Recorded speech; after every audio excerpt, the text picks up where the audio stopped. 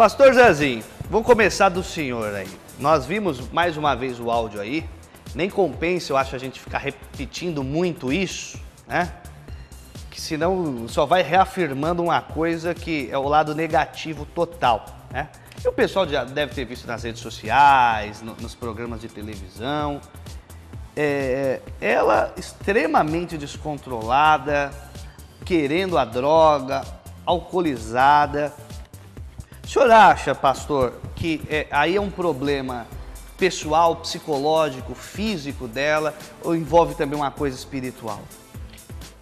Olha, nós entendemos que toda pessoa que procura qualquer tipo de droga, ele está querendo fugir de uma realidade, é uma fuga. E a gente também sabe que, à medida que a pessoa se torna escravo, eu tive um irmão que foi drogado muitos anos. Meu irmão fazia de tudo para ter drogas. A única coisa que ele não fazia mal para as pessoas, porque isso é uma coisa que o meu pai trabalhou muito bem na gente. Meu irmão nunca pegou nada de ninguém, nunca roubou. Mas assim, meu irmão chegava a pegar coisa. Se eu comprasse um sapato novo, ele pegava, usava primeiro que a gente. Então a gente percebe também que a pessoa acaba ficando escrava. Eu olhava nos olhos dele, via que ele queria se libertar e não tinha força de sair dali. Meu irmão um dia tomou uma overdose, ficou 3 dias sem saber o que era noite e o que era dia. E ali eu cheguei a pensar que ele ia morrer. Mas eu olhava para ele, parece que eu via os olhos dele me pedindo socorro. Ele perdeu a fala, ele ficou praticamente parecendo um robô, andando de um lado para o outro assim, sem saber onde estava. E foi até que ele... Um dia nós acreditamos na palavra de Deus. Nós acreditamos que quando nós oramos, Deus faz coisas em nosso favor. Então nós levamos uma roupa dele na igreja, grupo de irmãos da igreja oraram, pastores, e levamos para ele na sexta-feira. Ele saía sexta-feira, isso era, me lembro, véspera do carnaval. Sexta-feira, que antecede o carnaval, meu irmão sairia naquela sexta-feira e voltaria só na quarta-feira. Ele vestiu aquela roupa, deu uma volta assim, voltou e disse assim: amanhã eu vou mudar de vida. E aí ele mudou de vida. Isso passou-se 22 anos, meu pai, minha mãe orando, igreja, nós. Então nós acreditamos que Deus pode mudar. Agora, uma coisa, eu não acho que é o lugar mais correto você pegar para resolver o problema de uma pessoa, você lançar ela na internet, lançar ela num grupo de WhatsApp. Esse menino foi bem leviano, né, esse namorado dela. Esse camarada, ele foi mais ou menos igual a alguns que a gente tá vendo aí na Lava Jato. Exatamente. Mesma coisa. Usou a mesma maldade. A mesma... Porque ele poderia ter procurado o pai dela. Ele poderia ter preocupado muitos pastores, homens comprometidos com a verdade, ajudaria essa moça não ter chegado a esse ponto. Também entendo uma coisa, agora já estourou o problema, mas também ela poderia ter pedido ajuda antes que isso tivesse ocorrido na sua vida. Mas a gente sabe, viu, pastor, que o viciado, ele não tem controle. É difícil. Se de fato tiver viciado, ele não tem controle. Então, mas tem uma coisa que a gente ensina muito na igreja. Nós ensinamos as pessoas a pedirem ajuda antes de cometer erros. Depois que acomete, não tem mais muito o que fazer. Existe coisa a se fazer, mas não será com tanta eficácia como poder ser antes. Aliás, olha, até eu não estou querendo... Eu sou uma pessoa de posições muito firmes, às vezes até polêmicas, o pastor sabe disso. Mas eu vi muitas pessoas falando que o rapaz é um mau caráter ou coisa do tipo, o que para mim, e a minha opinião pessoal, a atitude dele foi uma atitude de mau caráter, de quem quis se aparecer e de quem não estava o mínimo preocupado em resolver o problema da menina. Ninguém está falando de esconder para embaixo do tapete, não, longe disso. Mas quando você é um casal, os problemas têm que se resolver entre o casal. entre a família, principalmente no seio religioso, entre o pastor e etc. Até por isso que o pastor e as igrejas têm um instituto que é a disciplina. Olha, você vai ser afastada das suas atividades ministeriais até a tua cabeça voltar ao normal, até você se sentir bem. Aí muitos se falaram, poxa, o cara não tem caráter, que não sei o que. A Dani foi enganada. Gente, desculpa. Eu sempre digo isso. A mulher que se envolve com o mau caráter, ela conhece o mau caráter desde o primeiro dia. Ela sabe que ele é mau caráter, acha que vai mudar o cara ou coisa do tipo, até porque o rapaz já tinha um histórico de problemas aí. Então, saiba com quem você está ao lado, né, pastor? Para não ficar carregando problema para si mesmo, né? Então, eu acredito que ali não tem ninguém inocente, nem ele nem ela. Os dois são culpados. Agora, o que é lamentável é que ela se deixou se levar e chegar num ponto desse, uma pessoa que, qualquer pessoa que vê o histórico da vida dessa moça, ela não tinha motivos nenhum para estar onde está hoje. Agora, é uma coisa que nós sabemos, nós como pastores ensinamos às pessoas. Ela vai ter um prejuízo muito grande na sua carreira, isso é inevitável. Inevitável. Você acha que recupera ainda? Olha, vai ficar nadando contra a maré muitos anos, para até reconquistar a confiança novamente. É muito triste. Então, por isso que nós ensinamos as pessoas a procurar ajuda, Cris, antes que as coisas ocorram. Quando tem a vontade. Deu aquela coceirinha, procura o pastor. Nós comentamos a seguinte coisa: confesse as tentações antes do pecado, que é melhor. Pastor, eu tô tendo uma atração, olha, eu tô vendo dinheiro, tô com vontade de pegar o dinheiro do cara, eu tô vendo droga, tô com vontade. Uma vez eu falei para um rapaz que congrega com o pastor Tiago, ele congregou comigo lá, eu falei, camarada, você quer se libertar de droga? Se eu ver um saco de cocaína, eu não fico com vontade de colocar o nariz lá nela, não. Agora, você não pode ir lá. Se você passar perto, você vai enfiar a cabeça dentro daquele saco. É verdade. E ele me ouviu. Ele passou a evitar ambientes que sejam até tentadores. E hoje é um cidadão de bem. Olha, um camarada exemplar nessa cidade. Perfeito. Pastor Gilson, né? A gente está comentando do assunto dessa moça aí, que vai ter um abalo na carreira dela, mas se ela congregasse na igreja do Senhor, tivesse estourado um escândalo desse, da forma que foi estourado, como que o senhor agiria? Bom, primeiramente eu ia pedir direção a Deus para tratar desse caso, né? E ia trabalhar com ela, particularmente, né? Sem jogá-la para fora da igreja, porque o que acontece muito é a falta da pessoa estender a mão para aquela pessoa que está necessitando. Então eu vejo assim, ela precisa de um tratamento, ela precisa de uma ajuda, né? Eu creio que se ela congrega, se ela vai em alguma igreja, ou ela esteja frequentando alguma igreja, pastor, mas como? Se ela vai numa igreja, está frequentando uma igreja e acontece algo como isso. Ela até palestrava nas igrejas. Sim, né? Mas é o que eu digo, né? Como eu disse no começo dessa reportagem, dizendo que aquele que está em pé, cuidado para que não caia, nós precisamos estar vigiando. Então uma jovem como essa precisa de muita ajuda.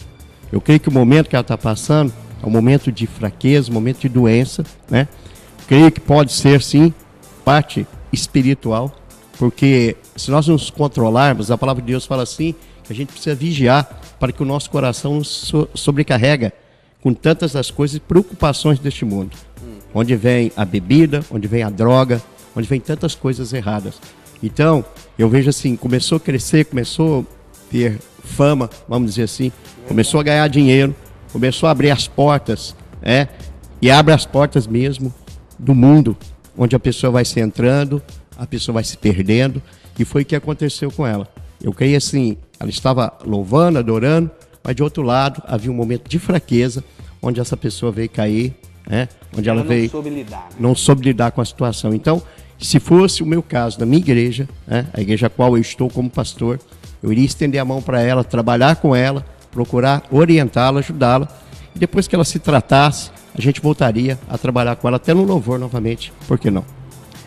Pastor, obrigado, pastor Gilson. Pastor Tiago, um caso desse, né, por pior que seja, na minha vida, assim como qualquer ser humano, eu já errei na minha vida, fiz escolhas erradas, tomei decisões erradas, como todo ser humano, todo mundo que está em casa, todo mundo que está no estúdio. Mas o segredo de quando se erra, eu acho que o principal é você aprender, né?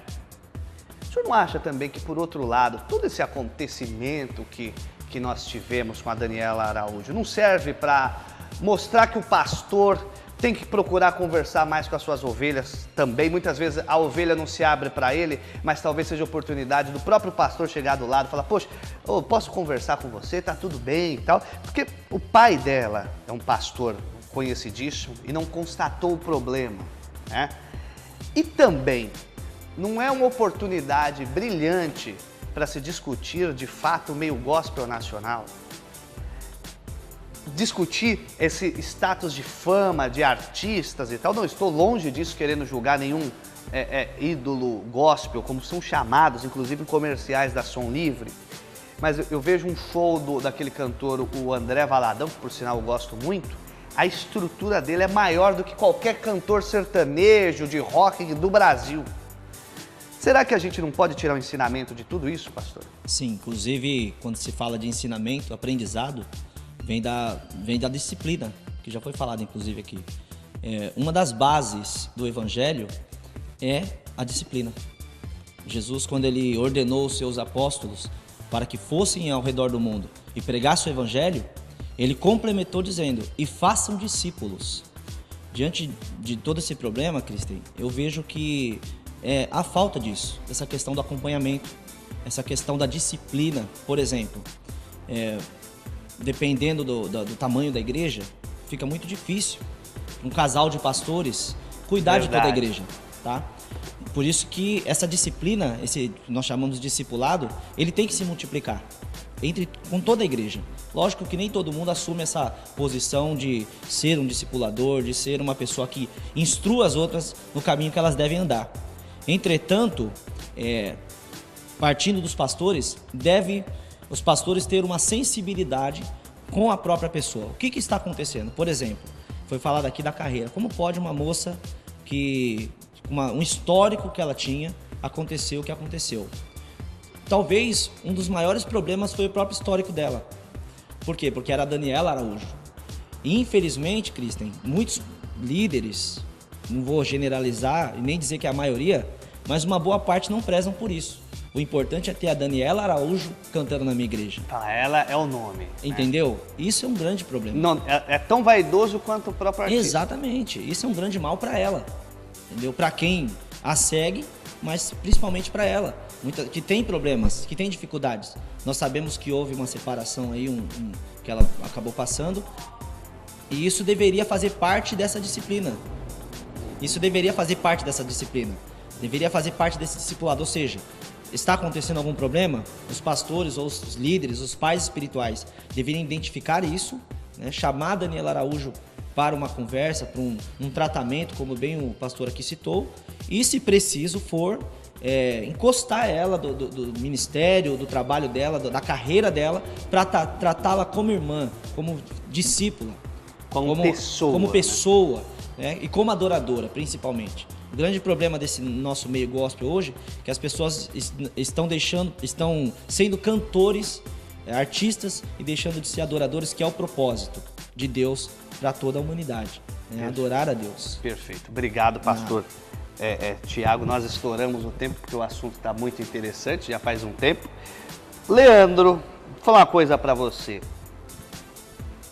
Você acredita que, de fato, você como cantor, uma pessoa que conhece o mercado, você acredita que, de fato, isso vai mexer um pouco com o brilho do mercado, no sentido de, tirar uma lição disso? Sim, com certeza. Eu creio que a palavra diz que nada volta vazio do que foi pregado, né? A palavra ela não volta vazia. Então eu creio que mesmo com o trabalho que essa cantora fez, a palavra que ela pregou para multidões, a palavra que ela pegou para algumas pessoas, converteram vidas, salvaram pessoas. E não existe grau de pecado, não tem pecadinho e pecadão. O mesmo pecado que ela cometeu, eu também cometo em outra forma, nós todos cometemos, né? Então eu acho que dá pra gente tirar um lado positivo de tudo isso aí, sim. Eu acho que outros cantores, eles podem ver o problema que isso gerou, como o pastor Zezinho falou, vai ter muito tempo para voltar a ser o que era. Teve Você um acha cantor. que volta a ser o que é? Eu creio que sim, mas eu acho que com muita dificuldade. Porque teve um cantor muito conhecido no mercado que ele por menos, a gente conversava sobre isso, por menos Thales Roberto. ele se queimou. E aquele poder exorbitante de cobrança que ele tinha caiu assim muito, em 20, 30, 10%. Eu cheguei a ouvir ele pedindo para ir louvar. Sendo que antigamente ele negava É verdade. para poder ir louvar, porque existe até um fato que não pagaram tudo para ele, ele não foi, mas estava no contrato. Você só vai contratar uma pessoa que cobra 200 mil se você quiser pagar. Senão você não vai contratar. Né? Aí você fala, não, na hora eu vou vender os convites e a gente consegue pagar. E se não conseguir? E se não vender? E é sintomático isso, hein? Sim. Os nos últimos anos, 2 grandes cantores gospel passando por escárnios públicos. Exatamente. Né? E coisa que nós não vemos hoje. Olha um absurdo, nós não estamos vendo muito isso no meio secular. Sim, sim. Nós não vemos um cantor sertanejo, que por sinal, eu acho uma outra droga, fiquem longe dessas drogas.